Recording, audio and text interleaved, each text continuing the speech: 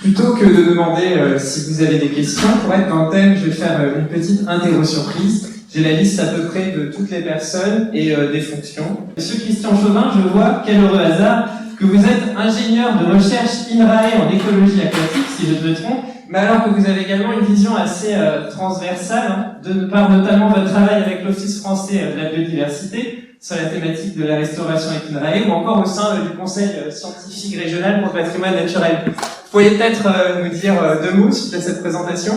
Oui, bonjour. Cette présentation était une synthèse un peu rapide, mais c'est vrai que baigner depuis une vingtaine d'années dans pas mal d'instances de gestion et de faire interface avec le monde scientifique, et en tant que scientifique, ça permet d'avoir une vision transversale. Une vision transversale, c'est intéressant, parce que ça permet de comprendre plus ou moins un peu tous les intervenants, et donc de pouvoir dialoguer ou participer à l'élaboration des dialogues. C'est un peu moins d'avantage aussi quand on voit tous les freins qu'il y a un petit peu partout. Donc, quand on n'est plus dans son domaine de prédilection, là, malheureusement, on voit aussi qu'il y a quand même beaucoup de forces contraires qui s'opposent à l'évolution qu'on pense tout à fait naturelle et partagée par tout le monde. Donc voilà, bon, je ne veux pas rester sur quelque chose de pessimiste, bien sûr, mais pour montrer que c'est extrêmement... Enfin, il faut se positionner dans cette mouvance-là, en fait, pour pouvoir participer, en fait, et voir les choses de façon optimiste, comme c'est fait par la classe de Nike, par exemple, qui est extrêmement intéressant. Donc, alors, d'un point de vue scientifique, pour recadrer très rapidement le contexte de ce type d'action, on manque encore de connaissances quand même extrêmement précises sur ces histoires de libre évolution qui est... Alors, on voit que Corinne vous l'avez présenté de façon dite par quelqu'un, et présentée par quelqu'un qui est écrivain, qui est philosophe, etc. Donc, du point de vue de la science, on est encore un petit peu en retrait, et aussi parce qu'on manque énormément de sites et de possibilités d'agir dans le long terme, ce que réclame la science. Dans le long terme, là, on vient de parler d'urgence plusieurs fois, et là, on voit aussi qu'en tant que scientifique, on est questionné sur des choses sur lesquelles il faut des réponses extrêmement rapides. Alors, les scientifiques alertent quand même depuis les années 70, mais ils sont un petit peu entendus depuis vraiment très peu d'années. Et encore pas toujours, on voit en ce moment les pétitions qui circulent pour mobiliser contre des forces qui s'opposent à cette évolution au niveau de l'Europe. Donc le temps long, c'est quelque chose d'important. On est questionné sur des questions d'urgence, sur des problèmes d'urgence. Donc on a absolument besoin de terrain et de collaborer avec les acteurs du territoire pour mettre en œuvre, essayer d'apporter des connaissances pour pouvoir en retour justement fournir des éléments de gestion adaptative à ces mêmes acteurs de terrain. Et en ce sens-là, des actions comme celle-ci sont vraiment fantastiques. Et là, c'est un terrain j'allais dire de jeu, mais malheureusement, c'est plus vraiment un jeu, quelque chose qui est extrêmement intéressant. Donc pour la science, voilà, alors il y a une dimension réseau et air minimale qui est importante, ça on le sait. Donc on a parlé de petits confettis, donc là on s'inscrit plutôt dans quelque chose de réseau, mais ça s'inscrit à une échelle beaucoup plus large. Par exemple, à 150 km de Naï, il y a d'autres choses comme la réserve naturelle nationale d'Arjouzance, qui est immense, elle, et qui est sur un site complètement artificiel à l'origine, puisque c'est un site industriel d'exploitation de lignes. Donc on voit qu'il peut y avoir des choses comme ça, très complémentaires, et qui sont vraiment passionnantes. Alors c'est merveilleux ça, ce genre d'action, parce que ça permet d'avoir des choses très concrètes. Donc concrètes à plusieurs sens, concrètes parce qu'il faut faire bouger les choses, parce que ça permet de prendre conscience à des jeunes générations qui peuvent tout à fait faire des choses, avoir des actions réelles et concrètes, et ça c'est vraiment très important pour la motivation, parce que c'est cette génération qui va commencer à pousser un peu tout le monde pour changer les choses, là on en a parlé tout à l'heure d'ailleurs, et aussi obliger un peu à faire des choses et à apporter quand même des noyaux de biodiversité, même si c'est des petits confettis, l'effet dans la biodiversité n'est pas forcément négligeable, mais loin de là, vraiment loin de là. Donc ça c'est vraiment quelque chose de... toutes ces interactions là sont quelque chose d'extrêmement important entre la science et les territoires, et donc les scientifiques sont de plus en plus questionnés, c'est dans le cadre de ce qu'on appelle l'appui aux politiques publiques, qui a un peu toujours existé, mais qui était plus ou moins formel, et maintenant là, les questions arrivent, alors les scientifiques essaient de se faire entendre, maintenant s'organisent pour avoir plus de poids, parce qu'il y a urgence, parce qu'il y a des choses à dire, et parce qu'il y a des contre-vérités à démonter. Mais en revanche, quand on finit par être entendu, on nous pose des questions pour le lendemain. Et donc ça, c'est quelque chose d'extrêmement difficile à gérer. Dans tout ce qui est biodiversité, restauration des écosystèmes, etc., c'est vraiment le cas. Donc là, la collaboration avec des actions comme ça, il faut vraiment qu'il y en ait une. Probablement qu'il y ait des financements accessibles pour la communication, pour montrer que ça existe, et pour inscrire ça, alors dans le temps long, c'est déjà fait, et ça c'est une vision vraiment extrêmement intéressante, mais inscrire ça aussi dans le réseau de connaissances, dans le réseau d'action, pour que l'ensemble soit mis en synergie. Important. Merci. D'autres réactions, peut-être des questions à poser directement aux lycéens? Ils sont toujours avec nous? Ouais. Bonjour, merci beaucoup pour la présentation de ce projet qui est très, très intéressante et très inspirante.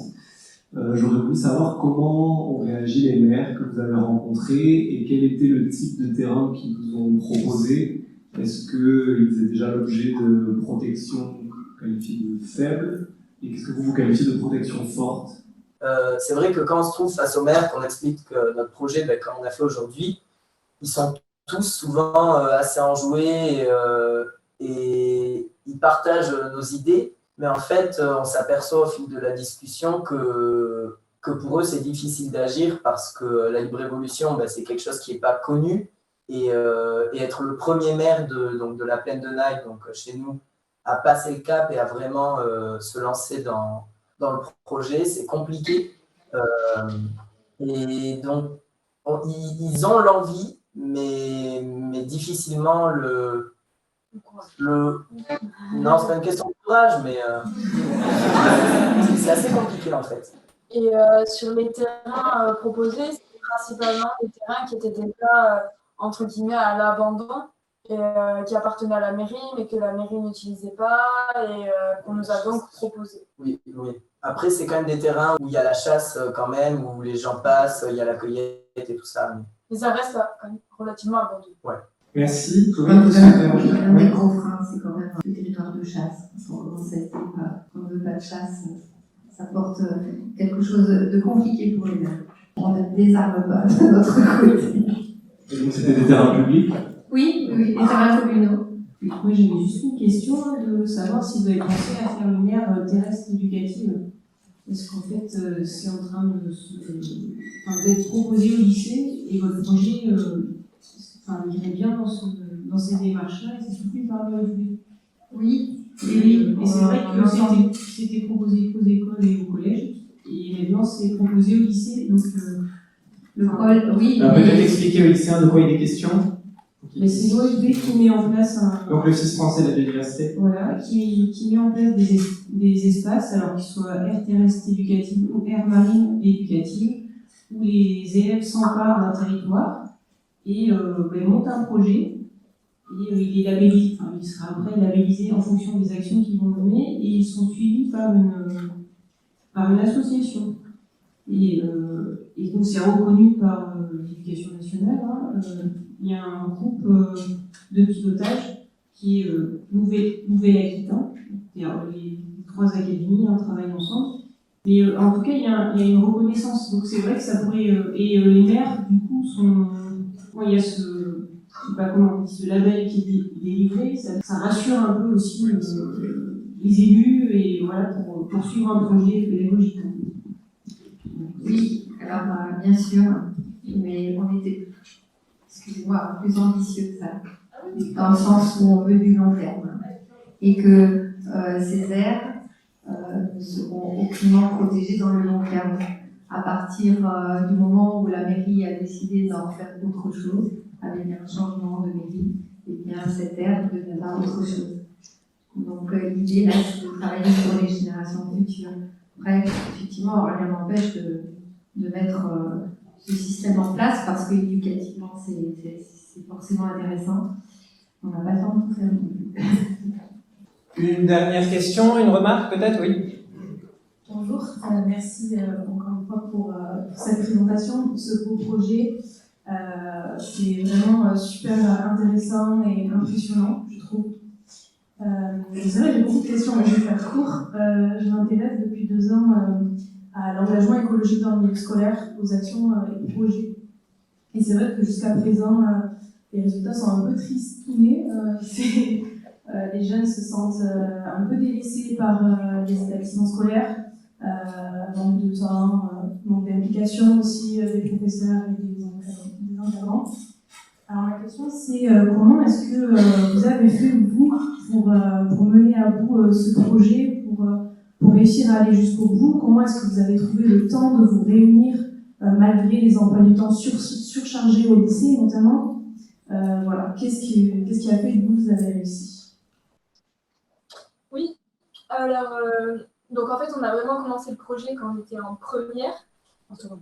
Enfin, oui, on a débuté en fin de seconde, mais on a vraiment commencé en première. Et en fait, on était, à la base, il y avait déjà différentes classes. Et donc, il fallait qu'on s'organise pour que les différents emplois du temps, les différentes classes aillent à peu près ensemble pour qu'on trouve soit une heure d'études, qu'on avait en commun. Et si ce n'était pas le cas, qui arrivait souvent, on prenait sur les pauses du midi, donc entre midi et 14h, ou sinon pour les rendez-vous avec les mères, on prenait sur des jours de week-end, donc le samedi ou dimanche, et le mercredi après-midi aussi. Et en fait, il faut savoir que c'est toujours une question d'engagement et que si on a un groupe motivé, les heures, on les trouve. Enfin, à un moment, on était même prêt à être hors temps scolaire. D'ailleurs, on a déjà fait des réunions hors temps scolaire, donc un samedi ou un mercredi après-midi. Ça arrive et que, en fait, les professeurs sont compréhensifs, même si on rate une heure pour une réunion, tout comme le proviseur adjoint et le proviseur sont d'accord et nous encouragent dans ces démarches. Donc, en fait, les heures, on arrive à les trouver, quoi. On les trouve, mais il y a pas. Après, il y a aussi le fait que, vu qu'on est un grand groupe, il n'y a jamais tout le monde à toutes les réunions, mais on est toujours assez nombreux pour pouvoir discuter, échanger et construire des choses, et donc on se relaie pour qu'il y ait des gens à toutes les réunions. Et ce que je trouve assez impressionnant, c'est que vous avez réussi à vous impliquer sur le temps long, puisqu'il y en a certains qui l'ont fait depuis la seconde, première, terminale, 3 ans. C'est ça? Exactement. Après, c'est vrai que comme on avait un groupe en seconde, on regardait jusqu'à la terminale, et il y avait aussi le fait de rester en groupe jusqu'au bout, ça nous a quand même aussi encouragé à rester. Ouais. Merci. Eh bien, écoutez, on va essayer de ne pas prendre trop de retard sur notre programme. Je vous remercie encore. Et simplement,